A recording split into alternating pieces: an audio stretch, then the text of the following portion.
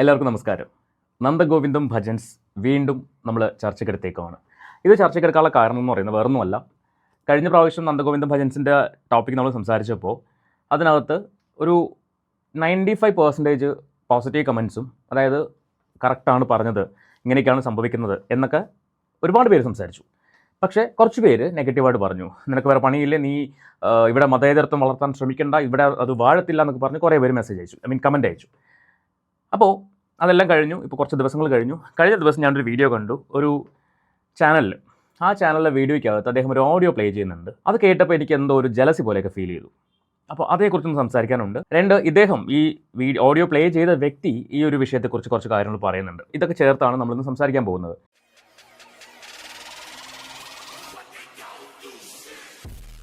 മതം തലക്കി പിടിച്ച ആൾക്കാരുണ്ടെങ്കിൽ ദയവേത് ഈ വീഡിയോ സ്കിപ്പ് ചെയ്ത് പോവുക. എനിക്ക് നിങ്ങളോട് തർക്കിക്കാൻ താല്പര്യമില്ലാത്തതുകൊണ്ടാണ്. എൻ്റെ ഒരു സുഹൃത്ത് പോലും, ഞാൻ ഈ വിഷയം ഇൻസ്റ്റാഗ്രാമിൽ ചെയ്ത സമയത്ത് എൻ്റെ ഒരു സുഹൃത്ത് വന്ന് പറയുന്ന ഡയലോഗ് ഉണ്ടായിരുന്നു, എടാ നീ റീച്ചിന് വേണ്ടി ആവശ്യമില്ലാത്തൊന്നും സംസാരിക്കല്ലേ, എൻ്റെ സുഹൃത്താണെന്ന് ഓർക്കണം. അപ്പോൾ ഞാൻ അവന് ആ സൗഹൃദം നഷ്ടപ്പെടുത്താതിരിക്കാൻ വേണ്ടി ഞാൻ മറുപടി ഒന്നും അവിടെ കൊടുത്തില്ല. പകരം ഞാനൊരു സ്റ്റോറി ഇട്ടു. ഇതേ വാചകം തന്നെ, മതം തലക്കി പിടിച്ചവർ എന്നോട് സംസാരിക്കാൻ വരേണ്ട, അല്ലാത്തവർ വന്നോളൂ, നമുക്ക് ഈ വിഷയം സംസാരിക്കാം എന്ന് പറഞ്ഞിട്ട്, മനുഷ്യനായിട്ട് ചിന്തിക്കുന്നവർ വന്നാൽ മതി, നമുക്ക് സംസാരിക്കാം എന്ന് പറഞ്ഞിട്ട്. കഴിഞ്ഞ വീഡിയോയിൽ ഞാൻ പറഞ്ഞിട്ടുണ്ടായിരുന്നു, മതം, രാഷ്ട്രീയം, ജാതി, സ്റ്റാറ്റസ് ഇതെല്ലാം ഒഴിവാക്കി നിർത്തിയ സമയങ്ങളുണ്ട് മലയാളികൾ. എപ്പോഴാണ്? ഫ്ലഡ് വന്നപ്പോൾ, കോവിഡ് വന്നപ്പോൾ.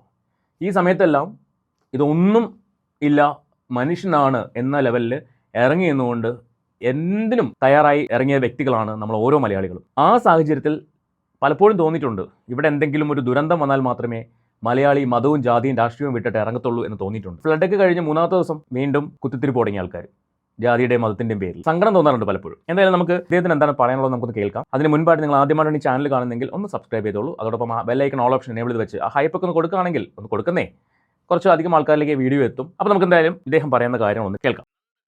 ഒരു സാധനമാണ് ഈ നന്ദഗോവിന്ദം ഭജൻസ് എന്ന് പറയുന്നത്. തൊടേണ്ട ആവശ്യമുണ്ട് എന്ന് എനിക്ക് ഇതുവരെ തോന്നിയിട്ടില്ല. പക്ഷേ ഒരുപാട് ആൾക്കാർ നന്ദഗോവിന്ദം ഭജൻസിനെ പ്രകീർത്തിച്ചുകൊണ്ട് വീഡിയോസ് ചെയ്യുന്നുണ്ട്. അത് ഓൺലൈൻ മാധ്യമ പ്രവർത്തകരടക്കം ചെയ്യുന്നുണ്ട്. അവർ റീച്ചും ഉണ്ടാക്കുന്നുണ്ട്. പക്ഷേ റീച്ചല്ലല്ലോ നമ്മുടെ ഒരു സെറ്റപ്പ് എന്ന് പറയുന്നത്. ഈ നന്ദഗോവിന്ദം ഭജൻസ് എന്ന് പറയുന്ന ഒരു സാധനം ആർക്കും ദ്രോഹമൊന്നും ഉണ്ടാക്കുന്നില്ലല്ലോ. രണ്ടാമത്തെ കാര്യം എന്ന് പറയുന്നത്, ഈ നന്ദഗോവിന്ദം ഭജൻസ് ക്ഷേത്രത്തിൽ ഒരു വലിയ കോളിളക്കം സൃഷ്ടിച്ചിട്ടുണ്ട് എന്നുള്ള കാര്യത്തിൽ യാതൊരുവിധ തർക്കവുമില്ല. അവർ ക്ഷേത്രത്തിലേക്ക് ഒരുപാട് ആൾക്കാരെ ആശ്രയിക്കുന്നുണ്ട് എന്നുള്ളതാണ്.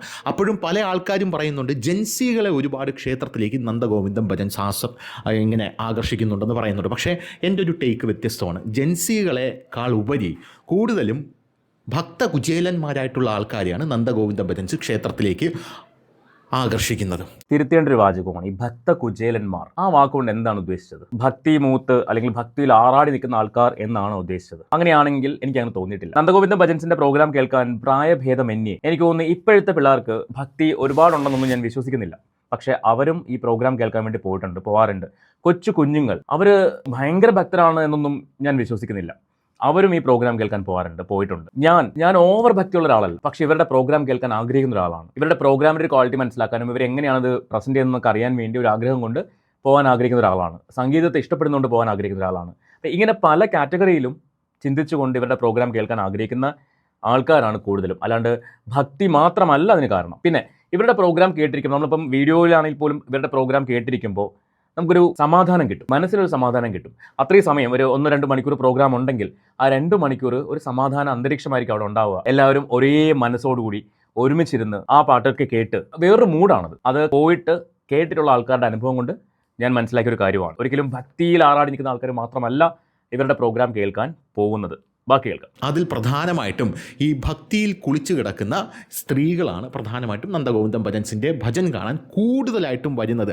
കമ്പയറിംഗ് ടു MG ശ്രീകുമാർ അണ്ണൻ്റെ ഷോ. MG ശ്രീകുമാർ സാറിൻ്റെ പ്രോഗ്രാമും ഇവരുടെ പ്രോഗ്രാമുമായിട്ട് ആനയും ആടും തമ്മിലുള്ള വ്യത്യാസമുണ്ട്. രണ്ടും 2 ജോണറിൽ നിൽക്കുന്ന പ്രോഗ്രാംസ് ആണ്. MG ശ്രീകുമാർ ചെയ്യുന്ന ഇപ്പോൾ ഭക്തി ഗാനമേള ചെയ്യാറുണ്ട്. അല്ലാണ്ട് ഭജൻ അവർ ചെയ്യുന്നുണ്ടോ എന്നുള്ളത് എനിക്കറിയത്തില്ല. ഇവരുടേത് നന്ദഗോവിന്ദം ഭജൻസ് എന്ന പേരാണെങ്കിലും ഇവർ കൂടുതലും പല ജോണറിലുള്ള ഭക്തി ഗാനങ്ങൾ അവർ അവതരിപ്പിക്കാറുണ്ട്. ഇത് ഞാൻ മനസ്സിലാക്കുന്ന കാര്യങ്ങളാണ്. ശരിയാണോ തെറ്റാണോ എന്ന് നിങ്ങൾക്ക് പറയാം. തെറ്റാണ് നിങ്ങൾക്ക് ചൂണ്ടിക്കാണിക്കാം. അവർ ഭജനാണ് ചെയ്യുന്നത്, ഭജനല്ല ചെയ്യുന്നത്, നിങ്ങൾക്ക് എന്തും അവകാശപ്പെടാം. അതിനകത്ത് സിനിമയ്ക്കകത്തുള്ള ഭക്തി ഗാനങ്ങൾ വരെ അവർ ഉപയോഗിക്കാറുണ്ട്. ഇപ്പോൾ പമ്പാ ഗണപതി, പാറിന്റെ അധിപതി, അത് സിനിമയിൽ കേട്ട പാട്ടാണ് ഞാൻ കേൾക്കുന്നത്. ഇനി പുറത്ത് ഭക്തിഗാനമായിട്ടുണ്ടോ എന്ന് എനിക്കറിയത്തില്ല. പക്ഷേ ഇവർ പാടി കേൾക്കുമ്പോൾ അത് വേറൊരു ഫീലാണ്. ഈ പ്രോഗ്രാം ഒരിക്കലും MG ശ്രീകുമാറിന്റെ പ്രോഗ്രാമുമായിട്ട് കമ്പയർ ചെയ്യാൻ പറ്റില്ല. രണ്ടും രണ്ട് ടൈപ്പ് പ്രോഗ്രാമായിട്ടാണ് എനിക്ക് തോന്നിയിട്ടുള്ളത്. ബാക്കി കേൾക്കാം. ഞാൻ MG ശ്രീകുമാറാണ് എൻ്റെ ഷോ ഞാൻ കാണാൻ പോകും. എനിക്ക് ഭയങ്കര ഇഷ്ടമുള്ളൊരു വ്യക്തിയാണ്. എനിക്ക് ഇങ്ങനെ ഇഷ്ടമുള്ളൊരു വ്യക്തി ലോകത്തുണ്ടോ എന്ന് ചോദിച്ചാൽ അത് നമ്മുടെ ജയചന്ദ്രൻ, ഭാവഗായകൻ. എനിക്ക് വളരെ ഇഷ്ടമുള്ളൊരു വ്യക്തിയാണ് ഭാവഗായകൻ ജയചന്ദ്രൻ. അദ്ദേഹത്തിൻ്റെ പാട്ടൊക്കെ ഉണ്ടല്ലോ, മറ്റേ ഒന്നിനി ശ്രുതി താഴ്ത്തി പാടുക പൂങ്കുയിലേ എന്നോ മലുറക്കമാണ്. അതൊക്കെ എന്ന് പറഞ്ഞാൽ ഞാൻ ലക്ഷക്കണക്കിനല്ല കോടിക്കണക്കിന് വട്ടമാണ് കേട്ടിരിക്കുന്നത്. ചേട്ടാ കുറച്ചൊന്ന് കുറയ്ക്കാൻ പറ്റുമോ? കോടിക്കണക്കിന് ശരി ആയിക്കോട്ടെ. ഒരു ഓളത്തിന് പറഞ്ഞതായിരിക്കും കോടിക്കണക്കിന് പ്രാവശ്യമൊക്കെ കേട്ടെന്ന് പറയുന്നത്. ശരി, കേൾക്കാം. ബാക്കി കേട്ട് മതി രീതിയില്ല, അങ്ങനെ കേട്ടുകൊണ്ടേയിരിക്കും. അതുപോലെ തന്നെയാണ് എനിക്ക് MG ശ്രീകുമാറിനോടുള്ള ഇഷ്ടം, പ്രണയം, അദ്ദേഹത്തിൻ്റെ ആ ഒരു ശബ്ദമാധുര്യത്തോടുള്ള ഒരു അഭിനിവേശം എന്നൊക്കെ പറയുന്നത്. അതുകൊണ്ട് ഞാൻ എവിടെ ആയിരുന്നാലും ഞാൻ പോകും. അങ്ങനെ ഞാൻ MG ശ്രീകുമാറിൻ്റെ ഷോ കാണാൻ പോകുമ്പോൾ ഞാൻ കാണുന്നത് ജൻസികളുടെ ഒരു കടലാണ്. അതിൽ തന്നെ മനസ്സിലാക്കാമല്ലോ പ്രോഗ്രാം തമ്മിലുള്ള വ്യത്യാസം. അവിടെ എന്ന് പറഞ്ഞാൽ അത് പക്ക ഗാനമേളയാണ്. അവിടെ ഭക്തി ഗാനമേളയാണെങ്കിൽ അവിടെ ഒരുപക്ഷെ പോകുന്ന സ്ത്രീകളായിരിക്കും, അല്ലെങ്കിൽ ഈ പറയുന്ന പ്രായഭേദമന്യുള്ള ആൾക്കാരായിരിക്കും. ഇവിടെ എന്ന് പറഞ്ഞാൽ പക്ക ഭക്തി ഗാനങ്ങളാണ്. അതാണ് തമ്മിലുള്ള ഡിഫറൻസ്. MG ശ്രീകുമാർ പാടുന്ന പാട്ടുകൾ എന്ന് പറയുന്നത് സിനിമാ പാട്ടുകൾ, ഗാനമേളയാണ്. അതുകൊണ്ട് അവിടെ ജെൻസീസ് ആയിരിക്കും കൂടുതൽ. കാരണം ഇപ്പോഴത്തെ ഇറങ്ങുന്ന പാട്ടുകളെല്ലാം ജെൻസി ടൈപ്പ് പാട്ടുകളുമാണ് കൂടുതലും. അതുകൊണ്ട് അവിടെ ജെൻസി ടൈപ്പ് ആൾക്കാർ പോകുന്നു. അവർ ആവശ്യപ്പെടുന്ന പാട്ടുകൾ ഇദ്ദേഹം പാടിക്കൊടുക്കുന്നു. അത് ഇതുമായിട്ട് നിങ്ങൾ കമ്പയർ ചെയ്യല്ലേ? ബാക്കി പറ. സ്ത്രീകളുടെ ഒരു കടലാണ്. ഇവർ അങ്ങനെ കടന്ന് നിലവിളിക്കുന്നു. MG അണ്ണ പമ്പാ ഗണപതി പാട്, MG അണ്ണ മറ്റത് പാട്, MG അണ്ണ ഭഗവാൻ ശിവനെ സ്തുതിച്ചുകൊണ്ടുള്ള പാട്ടുപാട്, അങ്ങനെ പാട് ഇങ്ങനെ പാടെന്നൊക്കെ പറഞ്ഞ് MG ശ്രീകുമാർ ആണെങ്കിലോ അവരിലേക്ക് ഇറങ്ങി വന്ന് അവരുടെ താളത്തിനൊത്ത് തുള്ളാൻ നിൽക്കും എന്നുള്ളതാണ് MG ശ്രീകുമാറിൻ്റെ ഒരു പ്ലസ് പോയിന്റ്. പക്ഷേ ഇത് ഭജനയാണ്. ഞാൻ പറഞ്ഞത് കമ്പയറിംഗ് ടു MG ശ്രീകുമാറിൻ്റെ ഗാനമേള, നന്ദഗോവിന്ദം ഭജൻസ് ജെൻസികളെ കമ്പയറിംഗ് ടു ആകർഷിക്കുന്നത് കുറവാണ്. ഇത് കമ്പയർ ചെയ്യാൻ പറ്റത്തില്ല. MG ശ്രീകുമാറിന്റെ പാട്ട് എന്ന് പറഞ്ഞാൽ അത് വേറെ, ഒരിക്കലും കമ്പയർ ചെയ്യാൻ പറ്റില്ല. ഇവർ ഭക്തിഗാനങ്ങൾ മാത്രം യൂസ് ചെയ്യുന്നു. അദ്ദേഹം പാടുന്ന പാട്ടുകൾക്കിടയിൽ ഭക്തിഗാനങ്ങൾ ഉൾപ്പെടുത്തുന്നു. ഈ പമ്പാ ഗണപതി ആയിക്കോട്ടെ, അതുപോലുള്ള പാട്ടുകൾ അദ്ദേഹം ഉൾപ്പെടുത്തുന്നു ആരുടെയൊക്കെ റിക്വസ്റ്റ് പ്രകാരം. ഒരിക്കലും കമ്പയർ ചെയ്യാൻ പറ്റില്ല. കമ്പയർ ചെയ്യുന്നത് പോലും തെറ്റാണ്. ഇതാണ് എനിക്ക് തോന്നിയിട്ടുള്ളത്. ബാക്കി കേൾക്കാം. എൻ്റെ വ്യക്തിപരമായിട്ടുള്ളൊരു അഭിപ്രായമാണ്. ഇനി കാര്യത്തിലേക്ക് വരാം. ഈ നന്ദഗോവിന്ദം ഭജൻസ് എന്ന് പറയുന്ന അവർ ഒരു വിവാദത്തിൽ ഏർപ്പെടുന്നത് എപ്പോഴാണ്? അവർ ക്ഷേത്രത്തിനകത്ത് ക്രിസ്തീയ ഭക്തിഗാനം പാടി എന്ന് പറഞ്ഞാണ് ഒരു വിവാദത്തിൽ ഏർപ്പെടുന്നത്. ഞാനിതിൽ എൻ്റെ ടേക്ക് നേരത്തെ പറഞ്ഞതാണ്. ഞാൻ പറഞ്ഞത് ക്ഷേത്രത്തിനകത്ത് അത് പാടാനായിട്ട് പറ്റില്ല. ക്ഷേത്രം എന്ന് പറയുന്നത് കഴിഞ്ഞ ദിവസം നമ്മുടെ റഹീം MP ഒരു ക്ഷേത്രത്തിനകത്തല്ല അവർ ആ പാട്ട് പാടിയിരിക്കുന്നത്. ക്ഷേത്രത്തിനകത്തല്ല അവർ ആ പ്രോഗ്രാം നടത്തിയത്. ക്ഷേത്രത്തിനകത്ത് സ്ഥലമില്ലാത്തതുകൊണ്ട്. കാരണം ഇവരുടെ പ്രോഗ്രാം എന്ന് പറയുന്നത് ഇഷ്ടം പോലെ ആൾക്കാർ വരും. ഇപ്പം ഞാൻ പറഞ്ഞല്ലോ, പൂജപ്പുര ഗ്രൗണ്ടിൽ നിൽക്കാൻ സ്ഥലമില്ലാത്തൊരവസ്ഥയായിരുന്നു. പൂജപ്പുര ഗ്രൗണ്ട് അത്യാവശ്യം വലിപ്പമുള്ള ഗ്രൗണ്ടാണ്. അവിടെ പോലും ജനം തിങ്ങി നിറഞ്ഞിട്ടുണ്ടെങ്കിൽ അത്രമാത്രം ആൾക്കാർ ഇവരുടെ പ്രോഗ്രാം കേൾക്കാൻ വേണ്ടി വരും. അപ്പോൾ ഈ പറയുന്ന ക്ഷേത്രത്തിനകത്ത് സ്ഥലമില്ലാത്തത് കൊണ്ട് ക്ഷേത്രത്തിന്റെ പുറത്ത് സ്റ്റേജ് കെട്ടിക്കൊടുത്താണ് ഇവർ ഈ പ്രോഗ്രാം നടത്തിയത്. അതും ആ ക്ഷേത്രത്തിന്റെ പുനരുദ്ധാരണവുമായിട്ട് ബന്ധപ്പെട്ട് പൈസ മേടിക്കാതെ, 1 രൂപ പോലും മേടിക്കാതെയാണ് ചെയ്തതെന്ന് ക്ഷേത്രത്തിലെ കൺവീനർ ആയിട്ടുള്ള ഒരാൾ ഫേസ്ബുക്ക് പോസ്റ്റ് വരെ ഇട്ടു. ഇതെല്ലാം കഴിഞ്ഞ വീഡിയോയിൽ സംസാരിച്ച കാര്യങ്ങളാണ്. അപ്പോൾ കാശ് മേടിക്കാതെയാണ് ഇവർ ഈ പ്രോഗ്രാം നടത്തി കൊടുത്തത്. ഇനി അവിടെ ഈ ക്രിസ്തീയ ഭക്തിഗാനം പാടാനുള്ള കാരണം എന്താണ്? ഇവരിലെ പ്രധാന ഗായകനായ നവീൻ അവിടുത്തെ സ്കൂളിലാണ് പഠിച്ചത്. അതൊരു ക്രിസ്ത്യൻ സ്കൂളായിരുന്നു. ആ സ്കൂളിൽ പഠിച്ചതുകൊണ്ട് ആ സ്കൂളിനോട് അടുത്താണ് ഈ ക്ഷേത്രവും വരുന്നത്. ആ സ്കൂളിൽ നവീനെ പഠിപ്പിച്ച ടീച്ചേഴ്സ് ഉൾപ്പെടെ അത് കേൾക്കാൻ ഇവിടെ ഉണ്ടായിരുന്നു. ഇതൊക്കെ കൊണ്ടാണ് നവീൻ അത് വളരെ വ്യക്തമായിട്ട് അവിടെ കൂടിയിരുന്ന ആൾക്കാരോട് പെർമിഷൻ വാങ്ങിച്ചു, ക്ഷേത്ര കമ്മിറ്റിക്കാരോട് അനുവാദം വാങ്ങിച്ചു. അവിടെ പ്രോഗ്രാം കേൾക്കാനുണ്ടായിരുന്നത് ചാണ്ടിയുമ്മൻ ഉണ്ടായിരുന്നു. ചാണ്ടിയുമ്മനെ അത്യാവശ്യം അറിയപ്പെടുന്ന ആൾക്കാരെന്ന് പറയാൻ പറ്റില്ല, ചാണ്ടിയുമ്മനെ പോലുള്ള ആൾക്കാരാണ് അവിടെ ഉണ്ടായിരുന്നത്. ഇവർക്ക് ആർക്കും ഇല്ലാത്ത പ്രശ്നം. ക്ഷേത്ര കമ്മിറ്റിക്കാർക്കില്ല, അവിടെ കൂടിയിരുന്ന ആ പ്രോഗ്രാം കേട്ട ആൾക്കാർക്കില്ല, പാടിയവർക്കില്ല. എവിടെയോ ഇരുന്ന് കേട്ട ശശികല ടീച്ചർക്കാണ് ഈ പ്രശ്നം. അവർ കൊളുത്തിവിട്ട വിഷ അമ്പാണ് പലരുടെയും മനസ്സിലേക്ക് കയറിയിട്ട് ഇവർക്കെതിരെ ആഞ്ഞു വീശിയത്. അതുവരെയും ഈ പറയുന്ന പാട്ട് കേട്ട് കഴിഞ്ഞാൽ അത് ശാസ്ത്രീയ സംഗീതത്തിൽ ചിട്ടപ്പെടുത്തിയ ഒരു ഭക്തിഗാനമാണ്, ക്രിസ്തീയ ഭക്തിഗാനമാണ്. അത് കേട്ട് കഴിഞ്ഞാൽ ക്രിസ്തീയ ഭക്തിഗാനമാണെന്ന് തോന്നുപോലുമില്ല. ഇവരത് എടുത്തു പറഞ്ഞത് കൊണ്ട് മാത്രമാണ് അത് ക്രിസ്തീയ ഭക്തിഗാനമാണ് എന്ന് പേഴ്സണലി എനിക്ക് തോന്നിയത്. അത് തന്നെ വേറൊരാൾക്കും തോന്നിയിട്ടുണ്ട്. ആ ഒരു വീഡിയോ ഞാൻ ഇതിന്റെ ലാസ്റ്റ് വയ്ക്കാം. അപ്പോൾ ക്ഷേത്രത്തിനകത്തല്ല, ക്ഷേത്രത്തിന് പുറത്താണ് ഇവർ ഈ പ്രോഗ്രാം നടത്തിയത്. എന്നിട്ടും ക്ഷേത്രത്തിനകത്ത് ക്രിസ്തീയ ഭക്തിഗാനം ആലപിക്കാൻ പാടില്ല. ഞാനൊന്ന് ചോദിച്ചോട്ടെ, തിരുവനന്തപുരത്ത് ആറ്റുകാൽ ദേവി ക്ഷേത്രത്തിലെ പൊങ്കാല, ഈ പൊങ്കാല സമയത്ത് ആ പൊങ്കാല അർപ്പിക്കുന്ന ഭക്തന്മാർക്ക് അല്ലെങ്കിൽ ഭക്തകൾക്ക് പാളയം ജുമാ മസ്ജിദ് ഓപ്പൺ ചെയ്ത് കൊടുക്കാറുണ്ട്. അതിനകത്തിരുന്ന് പൊങ്കാലിടുന്ന ആൾക്കാരുണ്ട്, വിശ്രമിക്കുന്ന ആൾക്കാരുണ്ട്. പാളയം പള്ളി, ക്രിസ്ത്യൻ പള്ളി, അവിടെ തുറന്നു കൊടുത്ത് അവിടെ ഇരുന്ന് പൊങ്കാലിടുന്ന ആൾക്കാരുണ്ട്, അവിടെ വിശ്രമിക്കുന്ന ആൾക്കാരുണ്ട്. എന്തേ അവർക്ക് പള്ളി അടച്ചിട്ടൂടെ? ചെയ്യുന്നില്ല. ഇതുപോലെ തന്നെ ഈ വരിയിലുള്ള എവിടെയൊക്കെയാണോ പള്ളികളുള്ളത് അതെല്ലാം ഓപ്പൺ ചെയ്ത് കൊടുക്കാറുണ്ട്. അങ്ങനെ ഏത് മതക്കാരെയും സ്വീകരിക്കുന്ന ഒരു നാട് തന്നെയാണ് നമ്മുടേത്. അതിനകത്തേക്ക് വിഷം കുത്തി വെക്കരുത് എന്ന് മാത്രമേ എൻ്റെ കഴിഞ്ഞ വീഡിയോയിൽ ഞാൻ പറഞ്ഞിട്ടുള്ളൂ, ഈ വീഡിയോയിലും പറയുന്നുള്ളൂ. എല്ലാവരും സന്തോഷത്തോടെ ആ ക്ഷേത്ര കമ്മിറ്റിക്കാരും ക്ഷേത്രത്തിലുള്ള ആൾക്കാരും അവിടെയുള്ള അന്തേവാസികളും അവിടെയുള്ള നാട്ടുകാരും ഒക്കെ പറയുന്നുണ്ട്, നിങ്ങൾ ഞങ്ങളെ തമ്മിൽ അടിപ്പിക്കല്ലേ, തമ്മിൽ തെറ്റിക്കല്ലേ എന്ന്. ഒരു ചെറിയ കനൽ മതി അത് ആളി പടരാനായിട്ട്. അത് ചെയ്യരുതേ എന്ന് അവർ അപേക്ഷിക്കുകയാണ്. ബാക്കിയേക്കാം. ക്ഷേത്രത്തിനകത്ത് കയറിയിട്ട് ഇത് മതേതര മണ്ണാണ്, മതേതര മനസ്സാണ്, തേങ്ങാക്കൊലയാണ് എന്ന് മാത്രമേ പറയാനുള്ളൂ. കാരണം ക്ഷേത്രം എന്ന് പറയുന്നതും പള്ളി എന്ന് പറയുന്നതും ചർച്ച് എന്ന് പറയുന്നതും മതേതരമല്ല. അത് ഹിന്ദുവിനും ക്രിസ്ത്യാനിക്കും മുസ്ലിമിനും ആരാധനയ്ക്ക് ഉള്ള സ്ഥലമാണ്. ആണോ അല്ലേ? ആണോ? ക്ഷേത്രത്തിനകത്ത് പോയി ക്രിസ്തീയ ഗാനം പാടാനും ക്ഷേത്രത്തിനകത്ത് പോയി മറ്റ് പ്രവർത്തനങ്ങൾ, മറ്റ് സമുദായത്തിൻ്റെ ആചാരങ്ങൾ നടത്താനും പറ്റില്ല. ഒരു കാര്യം ചെയ്യൂ, ആദ്യം ചെയ്യേണ്ടത് ശബരിമലയിൽ ഹരിവരാസനം എന്ന് പറയുന്ന ഭക്തിഗാനം, അത് കേട്ടിട്ടാണല്ലോ അയ്യപ്പൻ ഉറങ്ങുന്നത്. അയ്യപ്പൻ്റെ ഉറക്കുപാട്ടാണ് ഇത്. ആലപിച്ചിരിക്കുന്നത് യേശുദാസ് എന്ന് പറയുന്ന മഹാനായ ഗായകനാണ്. അദ്ദേഹം ഹിന്ദു ആണോ? എന്തിനാ ക്രിസ്ത്യാനിയായി യേശുദാസിനെ കൊണ്ട് ആ പാട്ട് പാടിച്ചത്? ആ പാട്ട് തന്നെയല്ലേ ഇപ്പോഴും അവിടെ പാടുന്നത്. അപ്പോൾ ക്രിസ്ത്യാനിയായ യേശുദാസ് പാടിയ പാട്ട് ശബരിമല പോലുള്ള വലിയൊരു അമ്പലത്തിൽ കേൾപ്പിച്ചുകൊണ്ട് അയ്യപ്പനെ ഉറക്കാമെങ്കിൽ ഇവർ ഈ ക്രിസ്തീയ ഭക്തിഗാനം അവിടെ പാടിയത് കൊണ്ട് ഒരു തെറ്റും കാണുന്നില്ല. പേഴ്സണലി നിങ്ങളുടെ അഭിപ്രായം എന്താ വെച്ചാൽ തീർച്ചയായിട്ടും നിങ്ങൾ കമൻറ്റ് ചെയ്യുക. പിന്നെ പള്ളികളിൽ പോയിട്ട് എത്രയോ പേര് പമ്പ ഗണപതി പാടുന്നു. അത് ഗാനമേളയിലായിക്കോട്ടെ. എടോ, സംഗീതത്തിന് എന്ത് ജാതി, എന്ത് മതം, എനിക്കത് മനസ്സിലാവുന്നില്ല. പക്കാ ഭജനയാണോ അവർ അവതരിപ്പിക്കുന്നത്? ഇതുവരെ നമ്മൾ കേട്ടുകൊണ്ടിരുന്ന ഭജന മോഡാണോ അവർ പെർഫോം ചെയ്യുന്നത്? ഒന്നുമല്ല. ഇത്രയും ആൾക്കാർ അവരിലേക്ക് അട്രാക്ട് ചെയ്തിട്ടുണ്ടെങ്കിൽ എന്തേ ഇത്രയും കാലവും ഭജന കേൾക്കാൻ ആൾക്കാർ പോകാത്തത്? വർഷങ്ങളായിട്ട് ഭജന അവതരിപ്പിക്കുന്ന ആൾക്കാരില്ലേ? എത്ര ക്ഷേത്രങ്ങളുടെ മുന്നിൽ ഭജന അവതരിപ്പിക്കുമ്പം ആൾക്കാർ കൂടിയിട്ടുണ്ട്. അപ്പോൾ ഇവരതിൻ്റെ മോഡൊന്ന് മാറ്റിയപ്പോൾ ആൾക്കാർ ഇടിച്ച് കയറുന്നുണ്ടെങ്കിൽ അത് അവരുടെ ക്വാളിറ്റി തന്നെയാണ്. അവർ ആ പേര് നന്ദഗോവിന്ദം മ്യൂസിക് എന്ന് പറഞ്ഞ് നടക്കാൻ പറ്റുമോ? അതിനൊരു വെറൈറ്റി ഇല്ല, അല്ലെങ്കിൽ ഒരു യുണീക്നെസ് ഇല്ല. അവരതുകൊണ്ട് നന്ദഗോവിന്ദം ഭജൻസ് എന്ന് പേരിട്ടുണ്ടാവും. അതിനകത്ത് അവർ ഭക്തിഗാനങ്ങൾ ഉൾപ്പെടുത്തി ആലപിക്കുന്നു. അതും ക്രിസ്തീയ ഭക്തിഗാനമല്ലേ? അവർ ക്യാബറെ സോങ് ഒന്നല്ല അവതരിപ്പിച്ചത്, അല്ലെങ്കിൽ അവർ ഡപ്പാങ്കുത്ത് പാട്ടൊന്നല്ല അവതരിപ്പിച്ചത്. ക്രിസ്തീയ ഭക്തിഗാനം ശാസ്ത്രീയ സംഗീതത്തിൽ ചിട്ടപ്പെടുത്തിയ ഭക്തിഗാനം ഇത് തന്നെയല്ലേ അവതരിപ്പിച്ചത്. അപ്പോൾ അതൊരു വലിയൊരു ആഗോള പ്രശ്നമാക്കി മാറ്റേണ്ട കാര്യമൊന്നുമില്ല. ബാക്കിയേക്കാം.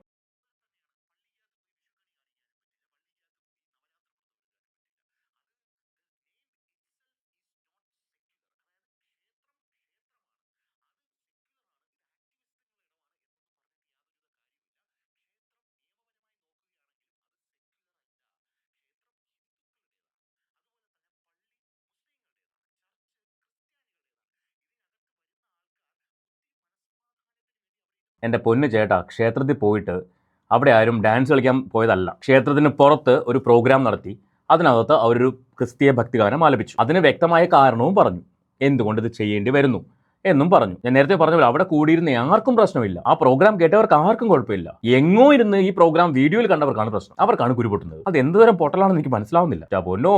ബാക്കി പ്രാർത്ഥിക്കാൻ വരുന്നതാണ്. അപ്പോൾ കാണാം അതിനകത്ത് കയറി വന്നിട്ട് മറ്റൊന്നും മറിച്ചതും ഒക്കെ കാണിച്ചു കഴിഞ്ഞാൽ അവരുടെ സ്വസ്ഥത പോകും എന്നുള്ളത് കൊണ്ടാണ്. മറ്റൊന്നും മറിച്ചൊന്നും അവർ കാണിച്ചില്ല. നിങ്ങൾ എന്തൊക്കെയാ പറയുന്നേ? വാക്കുകൾ കുറച്ചൊക്കെ ഒന്ന് സൂക്ഷിക്കാൻ തോന്നുന്നു. അവരോട് എന്താ കാണിച്ചത്? ആ പ്രോഗ്രാമിന്റെ വീഡിയോ കാണുമ്പോൾ നമുക്ക് മനസ്സിലാവും അവിടെ കൂടിയിരുന്ന ഓരോരുത്തരും എത്രമാത്രം എൻജോയ് ചെയ്താണ്, എത്രമാത്രം സമാധാനത്തോടെയാണ് ആ പ്രോഗ്രാം കേട്ടിരുന്നതെന്ന്. അതിൻ്റെ ഇടയിൽ കൂടിയാണ് ഈ പറഞ്ഞ പോലെ കുത്തിവെക്കുന്നത്. സമ്മതിക്കണം. ആണ് അത് ക്ഷേത്രവും പള്ളിയും അമ്പലവും ഇങ്ങനെ വേർതിരിച്ച് മൂന്നാക്കി വെച്ചിരിക്കുന്നത്. ഇങ്ങനെ മതേതരമൊക്കെ ആണെങ്കിൽ എല്ലാവർക്കും പ്രാർത്ഥിക്കാൻ ഒരു സ്ഥലം പോലെ എന്നാണ് എൻ്റെ ഒരു ചോദ്യം എന്ന് പറയുന്നത്. ഇനി അങ്ങനെ ആയ നന്നായിരുന്നു കേട്ടോ, അങ്ങനെ മതിയായിരുന്നു. ഈ തിരുവനന്തപുരം തന്നെ അതിന് എക്സാമ്പിൾ എടുക്കാം. പാളയം പള്ളി, ജുമാ മസ്ജിദ്, ഗണപതി ക്ഷേത്രം. ഇത് മൂന്നും, ഗണപതി ക്ഷേത്രവും ഈ പറയുന്ന ജുമാ മസ്ജിദും ഒറ്റ മതിലിൻ്റെ അപ്പുറത്തുമാണ്. ഇതൊക്കെ ഉള്ളൊരു നാടാണ് നമ്മുടെ നാട്. ഒരു സ്ഥലത്ത് തന്നെ ഈ 3 ആരാധനാലയങ്ങളും സ്ഥിതി ചെയ്യുന്ന ഒരു നാടാണ് നമ്മുടെ. ആ കേരളത്തിലുള്ളവരോടാണ് ഈ വിഷം കുത്തിവെക്കുന്നത്. എല്ലാവരും ഇത് അക്സെപ്റ്റ് ചെയ്യില്ല ചേട്ടാ. ആരാധനാലയങ്ങൾ അതാത് മതങ്ങൾക്കുള്ളത് തന്നെയാണ്. പക്ഷേ എന്ന് കരുതിയിട്ട് സംഗീതത്തിന് എന്ത് മതമാണുള്ളത്? ഞാൻ എൻ്റെ കഴിഞ്ഞ വീഡിയോയിൽ ചോദിച്ച ചോദ്യം വീണ്ടും ഒന്ന് ചോദിക്കുകയാണ്. വഴിയിൽ നടന്നു പോകുന്നു, ഒന്ന് വീണു തലയിറങ്ങിയിട്ട്, എടുക്കാൻ വരുന്നവൻ നീ ഹിന്ദു ആണോ എന്ന് ചോദിക്കുമോ? നിങ്ങൾ എടുക്കാൻ വരുന്നവനോട് ഹോസ്പിറ്റലിൽ പോകുമ്പോഴേക്കും ബ്ലഡ് വേണം, നിന്റെ ചോര ഹിന്ദുവിന്റെ ചോരയാണോ എന്ന് ചോദിക്കുമോ? ആംബുലൻസ് കയറുന്നു, ഡ്രൈവറോട് നീ ഹിന്ദു ആണോ എങ്കിൽ മാത്രം നീ എന്നെ കൊണ്ടുപോയാൽ മതി എന്ന് പറയൂ. വീണ്ടും ഫ്ലഡിലേക്ക് പോകാം. ഫ്ലഡ് വന്നപ്പോൾ രക്ഷിക്കാൻ വരുന്ന ആള് നീ ഹിന്ദു ആണോ, നീ നായരാണോ, നീ നമ്പ്യാരാണോ, നീ പണിക്കരാണോ എന്ന് ചോദിച്ചിട്ടാണോ അവന്റെ ചങ്ങാടത്തിൽ കയറുന്നത്? അപ്പോൾ ചില കാര്യങ്ങൾക്ക് മാത്രം ജാതിയും മതവും മറ്റേ പൊക്കി പിടിക്കും. ചില കാര്യങ്ങൾ വരുമ്പോഴേക്കും ജാതിയില്ല, മതമില്ല, ഒന്നുമില്ല. ഇതെന്താണ്? നല്ലതാണോ? അല്ല, അറിയാമേതെന്ന് ചോദിക്കുകയാണ്. ബാക്കിയേക്കാം. അടുത്തൊരു കാര്യം എന്ന് പറയുന്നത് അങ്ങനെ പാടാനായിട്ട് പറ്റില്ല. ഒരു ഗാനമേളയാണെങ്കിൽ അവർ പാടിക്കോട്ടെ. അമ്പലപ്പറമ്പിലൊക്കെ ഗാനമേള നടത്തുന്ന ടീംസ് ഉണ്ട്. അവർ എന്ത് പാട്ട് വേണമെങ്കിലും പാടിക്കോട്ടെ എന്നുള്ളതാണ്. പക്ഷേ ക്ഷേത്രത്തിനകത്ത് ഭജന എന്ന് പറഞ്ഞു വരുമ്പോൾ ക്രിസ്തീയ ഭക്തിഗാനം പാടുന്നത് അംഗീകരിക്കാൻ സാധിക്കില്ല എന്നുള്ളത് ന്യായമായിട്ടുള്ളൊരു കാര്യമാണ്. പക്ഷേ അവർ ക്ഷേത്രത്തിന് പുറത്താണ് അത് പാടിയതെന്ന് പറയുന്നത് എനിക്കൊരു പ്രശ്നമില്ല. ക്ഷേത്രത്തിന് പുറത്താണെങ്കിൽ നിങ്ങളത് പാടിക്കും, ഒരു കാര്യമില്ല. അത് തന്നെയല്ലേ പറയുന്നത്, ക്ഷേത്രത്തിന് പുറത്താണ് പാടിയത്, പിന്നെ അതിനത് പൊക്കി പിടിക്കുന്നത്, വലിയ പ്രശ്നമായിട്ട് മാറ്റുന്നത്. ആരാ മാറ്റിയത്? ആരൊക്കെയാ പൊക്കി പിടിച്ചത്? എന്തിനാ പൊക്കി പിടിച്ചത്? അതാണ് ആദ്യം ചോദിക്കേണ്ടത്. ഇത് ക്ഷേത്രത്തിനകത്താണോ പുറത്താണോ നടത്തിയതെന്നുള്ളത് നിങ്ങൾ ആദ്യം ഒന്ന് അന്വേഷിക്കണമായിരുന്നു. അങ്ങനെ ആയിരുന്നുവെങ്കിൽ നിങ്ങൾ ഒരിക്കലും അവരെ വിമർശിച്ചുകൊണ്ട് വീഡിയോ ചെയ്യില്ലായിരുന്നു. അത് ചെയ്ത് തെറ്റായിപ്പോയി എന്നൊന്നും പറയില്ലായിരുന്നു. ക്ഷേത്രത്തിന് പുറത്താണ് എന്ന് നിങ്ങൾക്ക് മനസ്സിലാവുമായിരുന്നു, അത് അന്വേഷിച്ചില്ല. അപ്പോൾ ചില ആൾക്കാർ പറഞ്ഞ കാര്യം ഭജനയാണ്. ഭജന എന്ന് പറഞ്ഞാൽ നമ്മുടെ ദേവന് അർപ്പിക്കുന്ന, ഭക്തിപൂർവ്വം അർപ്പിക്കുന്ന, ഹിന്ദുക്കൾ അർപ്പിക്കുന്ന ഗാന അർച്ചനയാണ് എന്നൊക്കെ പറയുന്നുണ്ട്. അതിനോട് ഞാൻ എന്തായാലും വിയോജിക്കുന്നുണ്ട്. ഭജന ഹിന്ദുക്കൾ ചെയ്യുന്നതാണ്. അതുപോലെ തന്നെ ക്രിസ്ത്യാനികളും ഭജന സംഘം ഇപ്പോൾ രൂപീകരിക്കുന്നുണ്ട്. അതിനുള്ള അവകാശം അവർക്കുണ്ട്. അവർക്ക് തോന്നുകയാണ് യവന്മാരുടെ മതത്തിലെ ഈ ഒരു സെറ്റപ്പ് കൊള്ളാം, നമുക്കിതങ്ങ് എടുത്താലും എന്ന് തോന്നുകയാണെങ്കിൽ അവരെ കുറ്റം പറയാൻ പറ്റുമോ? പറ്റില്ല. അതുപോലെയാണ് അവർ ഈ യോഗയൊക്കെ എടുത്ത് ഇങ്ങനെ മാറ്റാനായിട്ടുള്ള ശ്രമം നടത്തിയത്. യോഗയൊക്കെ ഇങ്ങനെ മൊത്തത്തിൽ അടിച്ചുകൊണ്ട് പോകും എന്നുള്ളൊരു സെറ്റപ്പിൽ വന്നപ്പോഴാണ് യഥാർത്ഥത്തിൽ നമ്മുടെ നരേന്ദ്രമോദി വന്നിട്ട് ജൂൺ 21 യോഗാ ദിനമായിട്ടൊക്കെ പ്രഖ്യാപിച്ച് ലോകത്തോട് വിളിച്ചു പറഞ്ഞത് ഇത് നമ്മുടെ പതഞ്ജലി മഹർഷി ഉണ്ടാക്കിയാണ് കേട്ടോ എന്നൊക്കെ വിളിച്ചു പറഞ്ഞത്. എനിക്ക് പേഴ്സണലി ഞാൻ ഒരു BJP കാരനോ അല്ലെങ്കിൽ ഞാനൊരു കമ്മ്യൂണിസ്റ്റുകാരനോ ഞാനൊരു കോൺഗ്രസ്സുകാരനോ ഒന്നുമല്ല. ഞാൻ ഒരു പാർട്ടിയിലും അങ്ങനെ അന്ധമായിട്ട് വിശ്വസിക്കുന്ന ആളല്ല. ഞാൻ വ്യക്തികളെ നോക്കിയിട്ടാണ് എൻ്റെ അഭിപ്രായം പറയുന്നത്. ഇയാൾ നല്ല പ്രവർത്തകനാണ് അല്ലെങ്കിൽ ഇയാൾ നല്ല പ്രവർത്തകനല്ല എന്ന് ഞാൻ പറയുന്നത് വ്യക്തികളെ നോക്കിയിട്ട്, ഒരിക്കലും പാർട്ടി നോക്കിയിട്ടല്ല. എനിക്ക് പക്ഷേ BJP കാരുടെ റിക്വസ്റ്റ് ഉണ്ട്. നിങ്ങൾ ദയവ് ചെയ്ത്, നിങ്ങൾക്ക് കേരളത്തിൽ നിങ്ങൾ ഇപ്പോൾ 3 സീറ്റ് പിടിച്ചു, ഇന്നലെ ഇലക്ഷൻ ഡിക്ലെയർ ചെയ്തപ്പോൾ 3 സീറ്റ് പിടിച്ചു, നല്ല കാര്യം, കൺഗ്രാജുലേഷൻസ്. പക്ഷേ ഇത് 3, 30, 100 ഒക്കെ ആവണമെങ്കിൽ നിങ്ങൾ ദയവ് ചെയ്ത് മതത്തിനെ കൂട്ടുപിടിക്കാതിരിക്കുക, മതത്തിന് വേണ്ടി പ്രവർത്തിക്കാതിരിക്കുക, നിങ്ങൾ മനുഷ്യർക്ക് വേണ്ടി പ്രവർത്തിക്കുക. കേരളത്തിൽ മതം വാഴില്ല, അത് ഒരു സംശയവും വേണ്ട. എന്തുകൊണ്ട് BJP എന്ന് പറയുന്ന പാർട്ടി കേരളത്തിൽ ഒരുപാട് അങ്ങോട്ട് ക്ലച്ച് പിടിക്കുന്നില്ല എന്ന് ചോദിച്ചാൽ ഒറ്റ റീസണേ ഉള്ളൂ, നിങ്ങൾ മതത്തെ പിടിച്ച് മാത്രമാണ് മുന്നോട്ട് പോകുന്നത്. ഞാൻ മനസ്സിലാക്കിയ ഒരു കാര്യമാണ്, ശരിയാണോ എന്ന് എനിക്കറിയില്ല, പക്ഷേ ഞാൻ മനസ്സിലാക്കിയ ഒരു കാര്യം ഒന്ന് പറഞ്ഞു പോകുന്നതാണ്. മതം ഈ ഒരു കാര്യം മാത്രമാണ് നിങ്ങൾ സ്പ്രെഡ് ചെയ്യാൻ ശ്രമിക്കുന്നത്. അത് മാറ്റിയിട്ട് നിങ്ങൾ ഭരിക്കുന്ന പാർട്ടിയുടെ അഴിമതി കൊണ്ടുപോവാ പുറത്തേക്ക്, ഭരിക്കുന്ന പാർട്ടിയുടെ കൊള്ളരുതായ്മകൾ നിങ്ങൾ പുറത്തേക്ക് കൊണ്ടുപോവാ. ജനം നിങ്ങളുടെ കൂടെ നിൽക്കും. ഇവിടെ ജനങ്ങൾക്ക് സമാധാനത്തോടെ ജീവിക്കണം, ചെയ്യുന്ന ജോലിക്കുള്ള കൂലി കൃത്യമായിട്ട് കിട്ടണം, ആ കൂലി വെച്ച് സാധനം മേടിച്ച് ഭക്ഷണം ഉണ്ടാക്കി കഴിക്കാൻ പറ്റണം. ഇതൊക്കെയാണ് സാധാരണക്കാർ ആഗ്രഹിക്കുന്നത്. അപ്പോൾ അതിനുവേണ്ടി നിങ്ങൾക്ക് എന്ത് ചെയ്യാൻ പറ്റും, അതാണ് നിങ്ങൾ ചെയ്യേണ്ടത്. BJPക്കകത്ത് ഒരുപാട് നല്ല പ്രവർത്തകരുണ്ട്, ഇല്ലെന്ന് ഞാൻ പറയുന്നില്ല. ഇപ്പോൾ എൻ്റെ നാട്ടിലെ കൗൺസിലർ BJP പ്രവർത്തകനാണ്. അദ്ദേഹം ഒരുപാട് കാര്യങ്ങൾ ഇവിടെ ജനങ്ങൾക്ക് വേണ്ടി ചെയ്തു കൊടുക്കുന്നുണ്ട്. പക്ഷേ ഒരു വിഭാഗം ആൾക്കാർ ഇപ്പോഴും മതത്തെയാണ് അങ്ങോട്ട് സ്പ്രെഡ് ചെയ്യാൻ ശ്രമിക്കുന്നത്. ബാക്കികൾക്ക് യേശുക്രിസ്തു പത്മാസനത്തിലിരിക്കുന്ന ദൃശ്യങ്ങളൊക്കെ സോഷ്യൽ മീഡിയയിൽ ഇങ്ങനെ വന്നു തുടങ്ങിയായിരുന്നു. കുറച്ചുകൂടെ കഴിഞ്ഞെങ്കിൽ പതഞ്ജലി മഹർഷി അവിടെ നിർത്ത് മാറ്റിയിട്ട് യേശുവാണ് യോഗ കണ്ടുപിടിച്ചത് എന്നുള്ള സെറ്റപ്പിലോട്ട് കാര്യങ്ങൾ വന്നേനെ. ഇതൊക്കെ എന്തൊക്കെയാണോ ഈ പറയുന്നത്, ഇവാഞ്ചലിസ്റ്റിക്സ് ചെയ്യുന്ന കാര്യങ്ങളാണ്. ഇതൊന്നും നല്ലവരായിട്ടുള്ള ക്രിസ്ത്യാനികൾ ചെയ്യുന്നു എന്ന് ഞാൻ വിശ്വസിക്കുന്നില്ല. അത് അവരോട് സംസാരിക്കുമ്പോൾ മനസ്സിലാകും. ഇനി അടുത്തൊരു പ്രധാനപ്പെട്ട കാര്യം എന്ന് പറയുന്നത്, ഈ നന്ദഗോവിന്ദം ഭജൻസ് അങ്ങനെ ക്രിസ്ത്യൻ ഭക്തിഗാനവും അവരോട് ഭജനയെ പാടുകയാണ്. അമ്പലത്തിനകത്ത് പാടേണ്ട, അമ്പലത്തിന് പുറത്ത് പാടിക്കുള്ളൂ, അതിൽ യാതൊരുവിധ പ്രശ്നവുമില്ല എന്നുള്ളതാണ് പറയാനുള്ള കാര്യം. അപ്പോൾ ഞാൻ കഴിഞ്ഞ ദിവസം ഒരു സ്റ്റോറിയിൽ ഞാൻ എൻ്റെ ഈ ടേക്ക് പറഞ്ഞപ്പോൾ എൻ്റെ ഒരു സുഹൃത്ത് എനിക്കൊരു മെസ്സേജ് അയച്ചു. അദ്ദേഹത്തിൻ്റെ ആ ഒരു വാക്ക്, ഒരു 3 മിനിറ്റ് ഉണ്ട് ആ ഓഡിയോ ക്ലിപ്പ്, അത് കേൾക്കണം. അത് ഒരുപാട് എന്നെ ചിന്തിപ്പിച്ചു. അദ്ദേഹം ശാസ്ത്രീയമായിട്ട് സംഗീതം അഭ്യസിച്ചിട്ടുള്ള ഒരു മനുഷ്യനാണ്. അദ്ദേഹം പറയുന്നത് നന്ദഗോവിന്ദ ഭജൻസിന് ഇഷ്ടമൊക്കെ തന്നെയാണ്, പക്ഷേ അവർ ഇനിയും സംഗീതം അഭ്യസിക്കേണ്ടിയിരിക്കുന്നു എന്നാണ് എൻ്റെ ഒരു സുഹൃത്ത് വളരെ ആധികാരികമായിട്ട് എന്നോട് സംസാരിച്ചത്. നമുക്ക് ആ ഓഡിയോ ക്ലിപ്പ് ഒന്ന് കേൾക്കാം. കേൾക്കുന്നതിന് മുമ്പ് ഞാൻ ഒരു കാര്യം പറയട്ടെ, നന്ദഗോവിന്ദം ഭജൻസ് എവിടെയും പറഞ്ഞിട്ടില്ല ഞങ്ങൾ പഠിച്ചിട്ടാണ് പാടുന്നതെന്ന്. എനിക്ക് തോന്നുന്നു അതിനകത്ത് നവീന് മാത്രമാണ് പാട്ട് ആധികാരികമായിട്ട് പഠിച്ചൊരു എക്സ്പീരിയൻസ് ഉള്ളത്. പാട്ടിനെ ഇഷ്ടപ്പെടുന്ന കുറച്ചധികം ആൾക്കാർ 10-25 വർഷത്തെ എക്സ്പീരിയൻസ് കൊണ്ടാണ് ഇവിടം വരെ അവരെത്തിയത്. അതിൻ്റെ ഹിസ്റ്ററി നോക്കിക്കഴിഞ്ഞാൽ അറിയാൻ പറ്റും. 25 വർഷം കൊണ്ടാണ് നന്ദഗോവിന്ദം ഭജൻസ് ഈ ഒരു നിലയിൽ, ഇപ്പോൾ അവർ കാണുന്ന നിലയിലേക്ക് എത്തിയത്. അത് പെട്ടെന്നൊരു ബൂമിംഗ് ആയിരുന്നു അവർക്ക് കിട്ടിയത്. അല്ലാണ്ട് അവർ ശാസ്ത്രീയമായിട്ട് സംഗീതം പഠിച്ചിട്ടാണ് ഞങ്ങൾ പാടുന്നതെന്നൊന്നും അവരെവിടെയും പറഞ്ഞിട്ടില്ല. ഞാൻ നേരത്തെ പറഞ്ഞത് അവരുടെ സോങ്സ് എന്ന് പറയുന്നത് വേറെ ജോണറാണ്. അവർ അത് ആ ലെവലിൽ, ആൾക്കാർക്ക് ഇഷ്ടപ്പെടുന്ന ലെവലിൽ, ആൾക്കാരുടെ മനസ്സിലേക്ക് അട്രാക്ട് ചെയ്യുന്ന ലെവലിലേക്ക് അവർ അത് പെർഫോം ചെയ്യുന്നു. അതല്ലാണ്ട് ഞങ്ങൾ ഇത്ര വർഷത്തെ എക്സ്പീരിയൻസ് ശാസ്ത്രീയ സംഗീതത്തിലുണ്ട് എന്നൊന്നും പറഞ്ഞിട്ടല്ല അവർ വന്നിട്ടുള്ളത്. എന്തായാലും നമുക്ക് ഈ മഹാനൊക്കെ പറയുന്നത് എന്താണെന്ന് കേൾക്കാം. ഒരു ഓഡിയോ ക്ലിപ്പാണ് ഇദ്ദേഹം വെച്ചിട്ടുള്ളത്, നമുക്ക് അതൊന്ന് കേൾക്കാം. അത് കേൾക്കുമ്പോൾ എനിക്ക് പക്ക ജലസി ആയിട്ടാണ് തോന്നിയത്. കേൾക്കാം നമുക്ക് എന്തായാലും. നന്ദഗോവിന്ദം ഭജൻസിന്റെ കേസ് ഞാൻ സത്യം പറഞ്ഞാൽ നിങ്ങളോട് ചോദിക്കണമെന്ന് വെച്ചിരിക്കുകയായിരുന്നു. എന്താണ് നിങ്ങളുടെ ടേക്ക് എന്ന് ചോദിക്കണം സത്യമായിട്ട് ഞാൻ വിചാരിച്ചതാണ്. കാരണം എനിക്ക് സത്യം പറഞ്ഞാൽ ബേസിക്കലി ഇവരുമായി ഫ്ലറിഷ് ആയിട്ട് എന്നൊരു ടൈം ഉണ്ടായിരുന്നല്ലോ ഭയങ്കരമായിട്ട്. ആ സമയത്ത് പോലും എനിക്ക് ഇവരെ ഒട്ടും താല്പര്യമില്ലായിരുന്നു. വീട്ടിലൊക്കെ ഇങ്ങനെ അവരെ പൊക്കി കടന്ന് വീട്ടിൽ രാവിലെ വിളക്ക് വെച്ചിട്ട് ഇവരുടെ പാട്ടിടുക, ആ സീനൊക്കെ ഉണ്ടായിരുന്നു. അപ്പം ഞാൻ മാറ്റും, എന്തിനാ ഇത് കേട്ടോണ്ടിരിക്കുന്നതെന്ന് പറഞ്ഞ രീതിയിൽ മാറ്റും. അപ്പോൾ എല്ലാവരും ചോദിക്കാറുണ്ട് എന്താ നിനക്ക് ഇത്ര അവരോട് ദേഷ്യം എന്ന് ചോദിക്കുമ്പോഴത്തേക്ക് ഞാൻ പറയുന്ന കാര്യം എന്ന് വെച്ച് കഴിഞ്ഞാൽ അവരുടെ പരിപാടിയൊക്കെ കൊള്ളാം, പക്ഷെ അവർക്ക് പാടാനും കൂടെ അറിയുന്നിരുന്നെങ്കിൽ കൊള്ളാം എന്നാണ് എൻ്റെ അഭിപ്രായം. ഞാൻ ഇങ്ങനെ പറയും. കാരണം എന്ന് വെച്ച് കഴിഞ്ഞാൽ എന്താ പറയണ്ടത്, ഞാൻ അടിസ്ഥാനപരമായിട്ട് ഞാൻ സംഗീതം പഠിച്ചതാണ്. ഞാൻ കൊച്ചിലെ ഒരു 5 വർഷത്തോളം ഞാൻ പഠിച്ചതാണ്.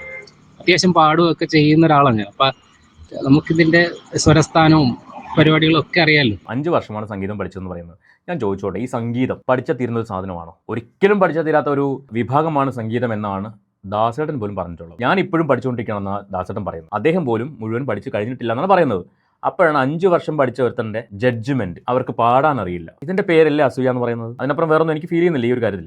ബാക്കിയേക്കാം. അതുപോലെ തന്നെ ഈ ഭജൻസ്, അതായത് കേട്ടിട്ടുണ്ടായിരിക്കും, ധനുഷ് കേട്ടിട്ടുണ്ടായിരിക്കും, രാഹുൽ വെല്ലാൽ എന്ന് പറഞ്ഞൊരു പയ്യനുണ്ട്. രാഹുൽ വെല്ലാൽ എന്ന് പറഞ്ഞൊരു പയ്യനുണ്ട്, ഭജൻസ് പാടുന്ന ഒരു പയ്യൻ. എന്ത് രസമാണെന്നറിയോ.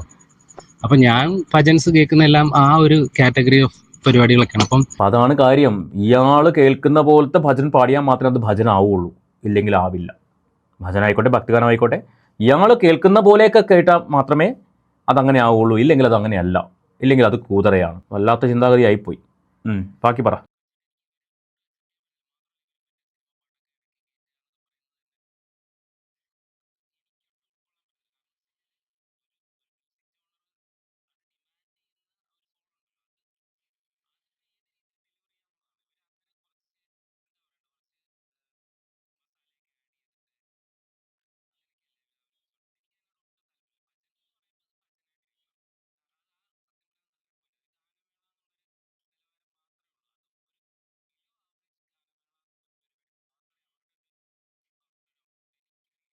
ബിലോ ആവറേജ് ഗാനമേള, നന്ദഗോവിന്ദം ഭജൻസിൻ്റെ പ്രോഗ്രാം കേട്ടിട്ടുള്ള എന്നെ കേൾക്കുന്ന ആരെങ്കിലും ഉണ്ടെങ്കിൽ നിങ്ങൾ എനിക്കൊന്ന് കമൻറ്റ് ചെയ്യാമോ അവരുടെ പ്രോഗ്രാം? കാരണം ഞാനത് പേഴ്സണലി നേരിട്ട് കേട്ടിട്ടില്ല, വീഡിയോകളിലൂടെ കേട്ടിട്ടുള്ളൂ. എനിക്ക് ഒരുപാട് ഇഷ്ടപ്പെട്ട ഒരു ടീമാണ്. അവരെ തന്നെ കോപ്പി ചെയ്തുകൊണ്ട് ഒരുപാട് ആൾക്കാർ നമ്മുടെ മുന്നിൽ വന്നിട്ടുമുണ്ട്. ഈ പറയുന്ന ഭക്തിഗാനങ്ങൾ അല്ലെങ്കിൽ ഭജൻ എന്ന ലെവലിൽ ഒരുപാട് പേര് വന്നിട്ടുണ്ട്. അപ്പോഴാണ് ഇവിടെ ബിലോ ആവറേജ് എന്ന ലെവലിലേക്ക് ഇയാൾ പറഞ്ഞു വയ്ക്കുന്നത്. ബാക്കി പറ. പിന്നെ എന്താ പറയണ്ട, ഇവരിങ്ങനെ ഇവരുടെ ഒരു ഗ്ലാമർ, ഇവരുടെ ഒരു പരിപാടികളൊക്കെ എല്ലാം കൂടെ ആദ്യം തന്നെ ഇത് വാട്സപ്പിലൊക്കെ സ്റ്റാറ്റസ് ആകാൻ തുടങ്ങിയല്ലോ. അതിനുശേഷമാണല്ലോ ഇവർക്ക് ഇത്ര ഒരു ഗ്ലാമർ വന്നത്. അത് മെയിൻലി ഇട്ടതെല്ലാം പെണ്ണുങ്ങളാണ്, അല്ലെങ്കിൽ അമ്മമാരാണ്.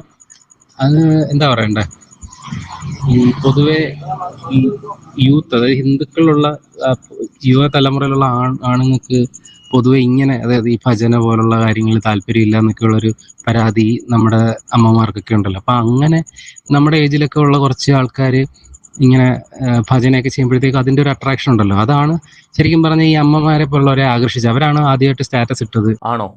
അതാണോ അമ്മമാരെ ആകർഷിച്ചത്? ഇവർ ആണുങ്ങളായതുകൊണ്ട്, യൂത്തന്മാരായതുകൊണ്ട് ആണോ? മറുപടി അമ്മമാർ പറയട്ടെ. കമൻറ്റ് ബോക്സിൽ എഴുതാനുള്ള സ്വാതന്ത്ര്യം നിങ്ങൾക്കുണ്ട്, അമ്മമാർക്കുണ്ട്.